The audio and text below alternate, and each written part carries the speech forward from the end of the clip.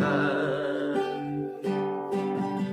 Ku rasakan kuasa-Mu Tuhan. Ku rasakan kasih kuasa Roh Kudus. Ku rasakan kehadiran-Mu. Curahkanlah kuasa-Mu Tuhan. Mujizat terjadi di tempat ini. Curahkanlah kuasa-Mu Tuhan. Mujizat terjadi sekarang ini. Curahkanlah kuasa-Mu Tuhan. Mujizat terjadi di tempat ini. Curahkanlah kuasa-Mu Tuhan. Mujizat terjadi sekarang ini. Mujizat terjadi sekarang ini. Haleluya, Yesus, curahkan kuasa-Mu Yesus. Curahkan kuasa. Nah, kita akan baca, kita simak sama-sama. Kolose 1 ayat 8 sampai yang ke-14. Oke, begini firman Tuhan. Dialah juga yang telah menyatakan kepada kami kasih-Mu dalam roh. Sebab itu, sejak waktu kami mendengarnya, kami tiada berhenti-henti berdoa untuk kamu. Kami meminta supaya kamu menerima segala hikmat dan pengertian yang benar untuk mengetahui kehendak Tuhan dengan sempurna, sehingga hidupmu layak di hadapannya serta berkenan kepadanya dalam segala hal. Ya. Nah, ini dalam segala hal. Nah, jadi kita Tuhan mau kita layak di hadapannya, terus berkenan kepadanya dalam segala hal, bukan cuma satu hal. Dan kamu memberi buah dalam segala pekerjaan yang baik dan bertumbuh dalam pengetahuan yang benar tentang Allah, dan dikuatkan dengan segala kekuatan oleh kuasa kemuliaannya untuk menanggung segala sesuatu dengan tekun dan sabar, dan mengucap syukur dengan sukacita kepada Bapa yang melayakkan kamu untuk mendapat bagian dalam apa yang ditentukan untuk orang-orang kudus di dalam kerajaan terang. Ia telah melepaskan kita dari kuasa kegelapan dan memindahkan kita ke dalam kerajaan anaknya yang kekasih. Di dalam Dia kita memiliki penebusan, yaitu pengampunan dosa. Amin. Nah, ini kita bahas. Jadi Rasul Paulus ini berkata, dari ayat 8 ini, dialah juga yang telah menyatakan kepada kami kasih-Mu di dalam roh. Ya, Dia yang menyatakan kepada kami kasih-Mu dalam roh. Nah, ini yang saya pelajari. Dia juga telah menyatakan kepada kami kasih-Mu dalam roh. Ini yang disebut gini. Jadi Paulus ini kan sebagai rasul. Sebagai rasul ini bisa di mana-mana membuka gereja gitu ya, pos PI, pos penginjilan.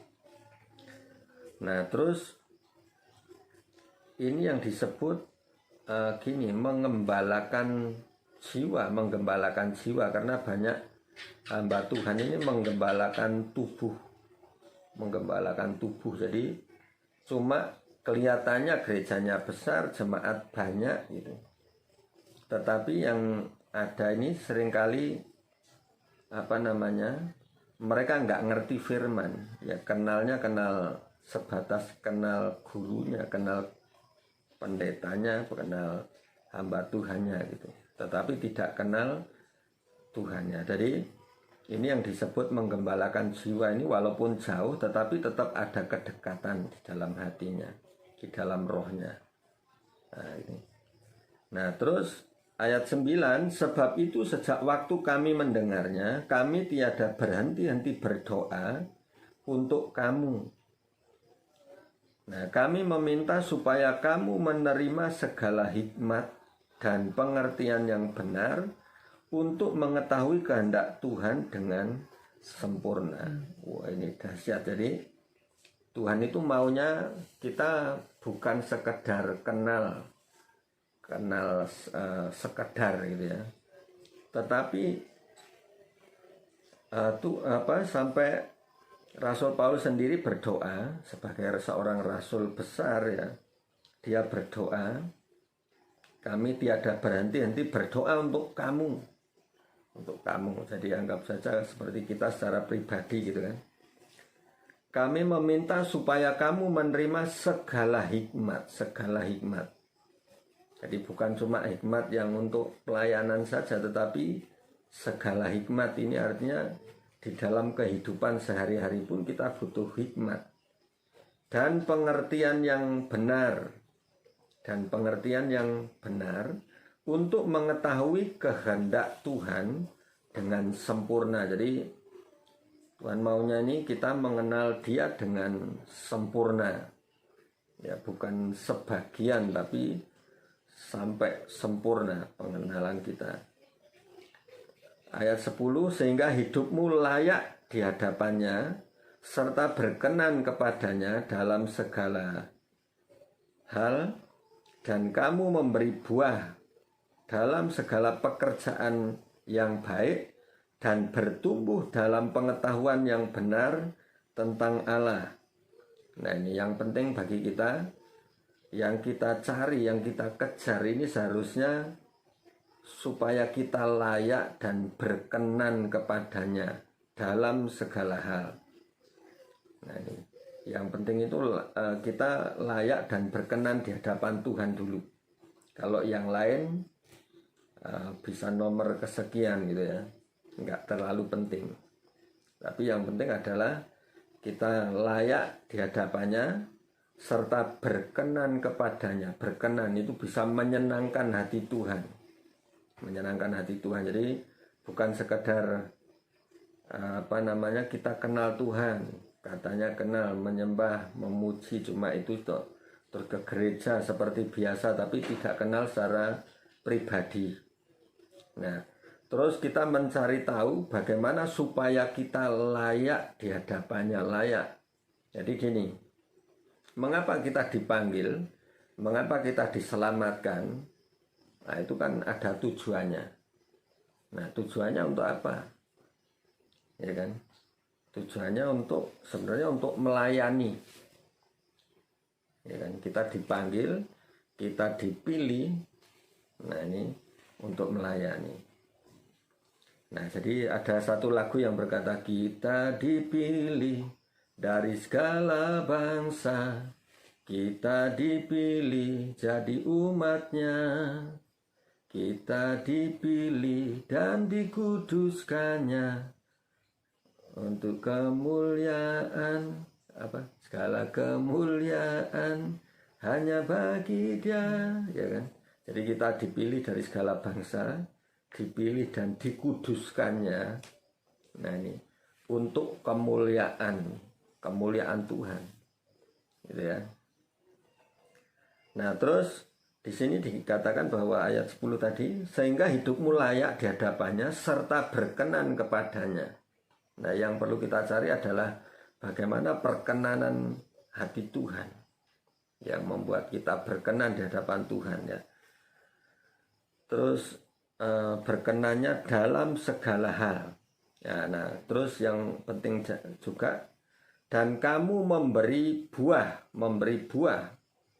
ya, kamu memberi buah dalam segala pekerjaan yang baik dan bertumbuh dalam pengetahuan yang benar tentang Allah.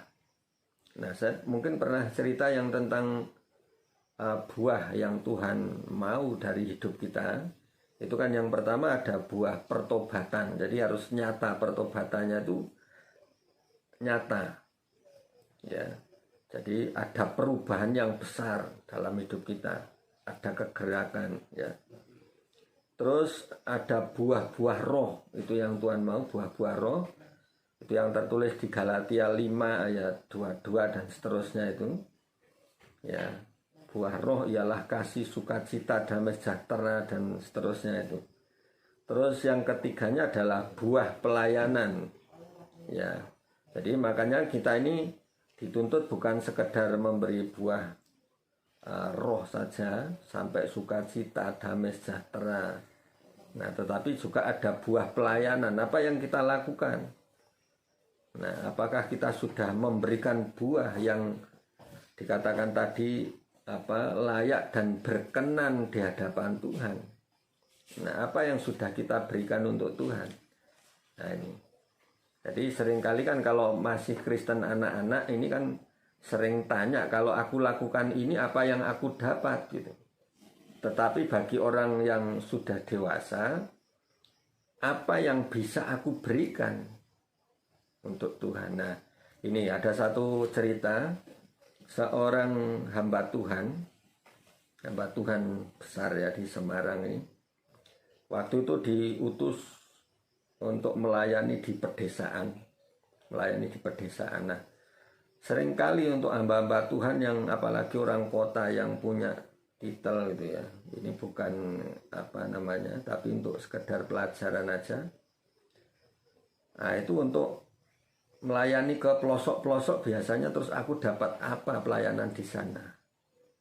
Nah, tetapi waktu itu Tuhan mengatakan, jangan bertanya aku mendapatkan apa di sana. Nah, tapi bertanyalah dalam dirimu sendiri, apa yang bisa kamu bawa ke sana, apa yang bisa kamu berikan di sana. Ya kan?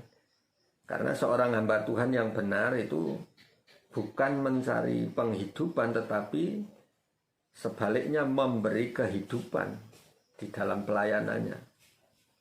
Nah, ini supaya apa? Supaya berkenan. Nah, sebenarnya kalau kita sudah benar di hadapan Tuhan, sudah otomatis kita akan diberkati, itu pasti sebenarnya, gitu ya. Tapi yang pertama ayat 10 itu, sehingga hidupmu layak dan berkenan kepadanya dalam segala hal, dan kamu memberi buah dalam segala pekerjaan yang baik.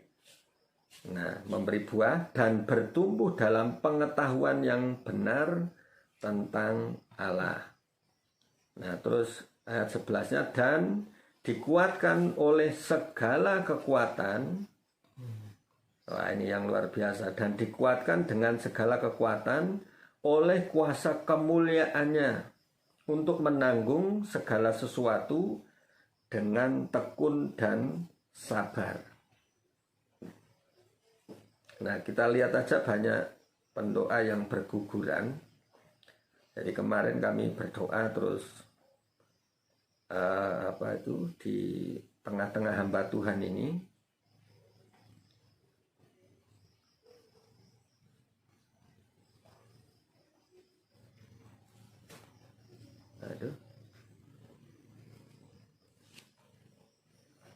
nah ini di tengah-tengah hamba Tuhan ada beberapa kota gitu ya.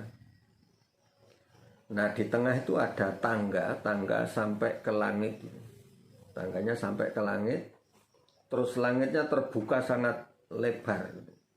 Nah, tetapi banyak yang berusaha untuk naik ke tangga itu,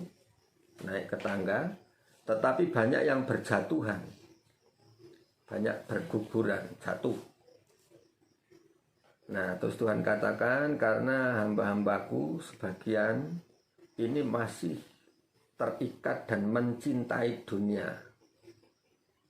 Nah, ini makanya banyak yang jatuh. Nah, makanya terus Tuhan sediakan, Tuhan siapkan ini baju ada jubah putih, terus ada tongkat dan ada mahkota.